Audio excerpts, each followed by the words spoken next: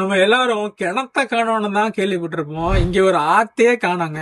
ஆமாங்க, அரவக்குறிச்சி தொகுதியில நங்காஞ்சின்ற ஆறு முழுக்க முழுக்க சாக்கடையாக்கி கொண்டிருக்கு. சென்னையின் கூவம் போல நங்காஞ்சி ஆறு பள்ளப்பட்டியின் கூவம் ஆகி கொண்டிருக்கு. அந்த நங்காஞ்சி ஆத்துக்குள்ள ஆறு மறைந்து முழுக்க மரம் கருவேல மரங்களாயி அந்த நிலப்பகுதியா மாறிடுச்சு. அந்த ஆறு ஒரு பகுதிக்கு மேல ஆரே காணோம். என்ன காரணம்னு பாத்தீங்கன்னா அது உங்ககிட்ட தான் வந்து நிக்கும். நீங்க சரியான ஆட்சியாளர்களை, உங்க எதிர்காலத்திற்கு நலன் விளைவிக்கக்கூடிய ஆட்சியாளர்களை தேர்ந்தெடுக்காததான் அதற்கு காரணம்.